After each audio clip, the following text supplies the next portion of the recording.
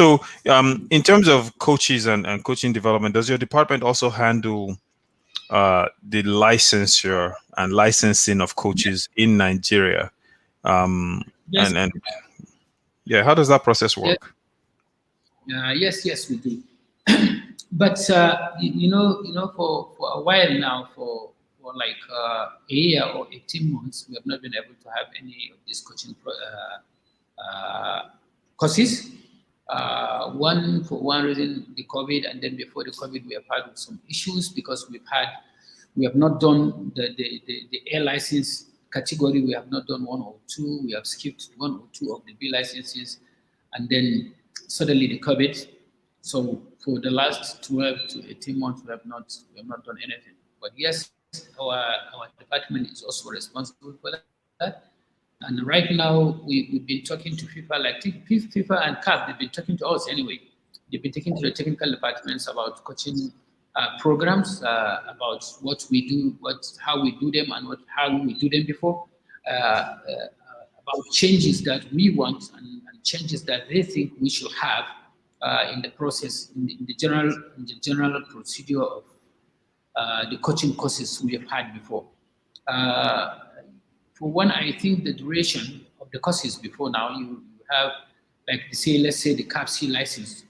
You come to Abuja, we stay here for 2 weeks, and then we do some theory in the class, and then some practicals, and after 2 weeks, we give certificates. Come on, C license should do a lot beyond that. I don't think 2 weeks is enough, but that's what is on the program schedule. So we proposed, and we've talked to CAP about that. We've talked to the FIFA technical department about this, and they agree totally that they think 2 weeks is not enough.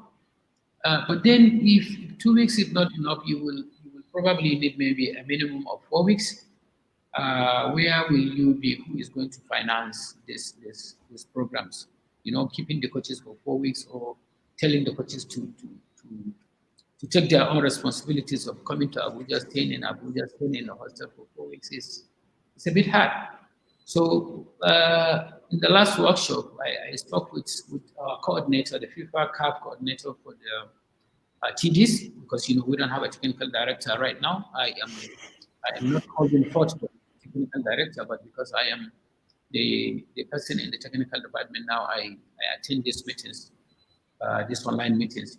I now discuss with him at length, and I asked him if we can enter into partnership with coaches associations, with institutes that offer coaching courses for football, as long as their syllabus and the scheme of work is rich. I think there is no harm in entering into partnership with them and allowing their own lecturers or their own teachers to be the ones, instructors to be the ones to handle the coaching courses, and in the end, the licenses will be in the name of Nigerian Football Federation.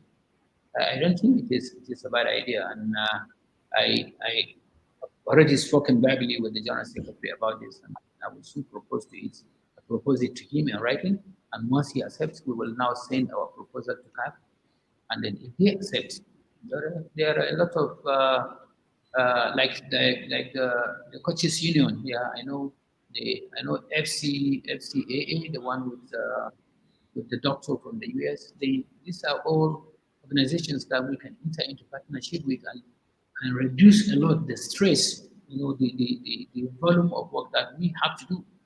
We can just do the administration, just look after the courses, organize the courses, and then they take care of running the courses for us, because they have already have qualified instructors. So very soon, we will have innovations like that. Yeah, that should help with the situation. But would this organization also help with the practical aspect, like you mentioned, actually going out on the field and teaching from a practical standpoint?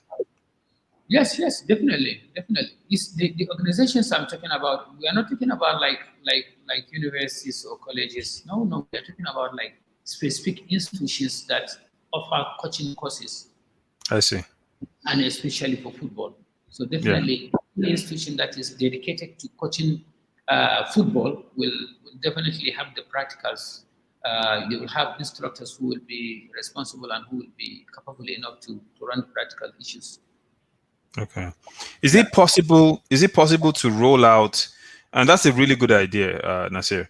But is it possible to roll out the that particular strategy through the state FAs? Because the state FAs, if for instance you have coaches in Abuja or Kano or Kaduna, they don't have to necessarily come to Abuja. If their state FAs can implement the the training mechanism and framework within those states, then those coaches could get trained and not have to pay for the travel. And what are your thoughts about that? I agree. I agree completely. I agree that you can do that, and but then we have to start somewhere. We have to start with what we are planning now, with having this relationship with outside institutions that are not directly responsible for the coaching courses. But now, if we enter into an agreement or partnership with them and it works, at national level, let's see it at national level how we can handle it. Then eventually we can let it sleep and get into to go to the state levels. Yes, I Okay. think it's really a good idea. Yeah. Yeah, because that's always been my I've worked with a lot of you know different levels of football in Nigeria. I've worked with academies, amateur teams, nationwide league, national league, Premier League. And one thing I've always wondered is, how is the standardization of the coaching quality Yeah. maintained across all those different levels? So sometimes you go to the amateur or an academy level, and the guy's like, oh, I'm the coach for this team, and I can have a conversation for 5 minutes and know You that know. okay, these boys they're not being taught the Yeah, proper I know. way. I know. I know you're familiar about this. What are your thoughts on how we can try to resolve something like that, to make sure that even a young player in Sokoto or Zamfara, that or even Calabar or Cross River State, that needs to develop himself, is getting quality coaching? Yeah, you can get the quality coaching and know the basics. When we have coaches who knows all the basics, well, that is the more reason why I think it is really important now that when we enter into this partnership with different organizations, that we should be able to start at national level. Of course, naturally, we want it to go to the state level, like you said. But when we start at national level with general syllabus that everybody is going to use, whether you are coming from Calabar, from Sokoto, whether the instructor is from America or he is from Nigeria or he is from Ghana, but the syllabus, what is going to be taught to everyone, is the same and is controlled by the Federation Technical Department. I think that is what we really need to do to help. And then again, these academies and Nigeria, Boma, we know how it is. It's really unbelievable. You have, Yeah, I know when I was a kid that my coaches never had any formal coaching education. coaching experience. Yeah, I know. But I know that things were different then and now. Now football is really huge. It's a big business. So you have football and footballers everywhere in all the nooks and crannies of the country. And then yeah, you have the number of academies, the number of clubs, the number of grassroots clubs springing up every day is alarming. Like I tell you that Nigeria alone, the clubs that we have registered on the TMS in Nigeria are close to 300. wow, This in Nigeria, yes. And of these 300, I am telling you that 270 something are grassroots amateur clubs. Yeah. So no matter how much you think you can plan, especially with the situation in Nigeria, it is going to be really, really, really hard to have at every level, to have like really qualified coaches doing this. I know. But I know also the technical department. I know the president has spoken with the chairman of the technical committee, and I know the general secretary has spoken to me about it, and I know the vice president, who is the chairman of the youth committee of football committee in Nigeria Corporation, are all talking about us streamlining the whole academy situations in Nigeria. Like, we want to come up with conditions and prerequisites that you must fulfill before you can establish an academy or a grassroots club.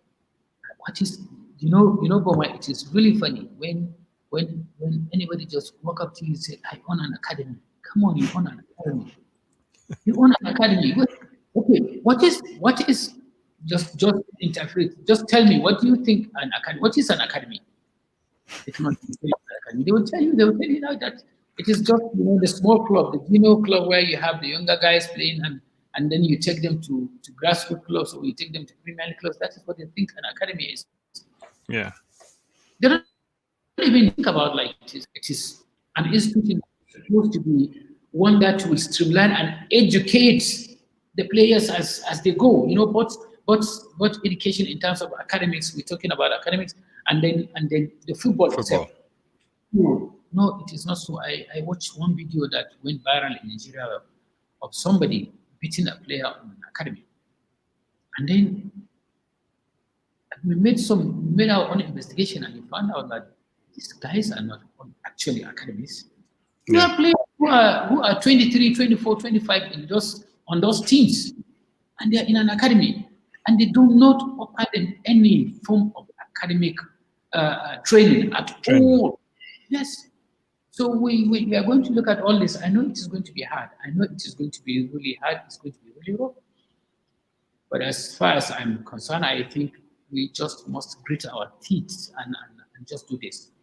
We just have to do this. We just have to come out with the conditions. We don't even have to come out with anything. It is very clear what an academy is. So if you don't fulfill those very basic necessities of the needs for an academy, you cannot be registered in Nigeria. You shouldn't be registered in Nigeria as an academy, really. If you call yourself a grassroots club or you call yourself an amateur club, fine. We have no problems with that.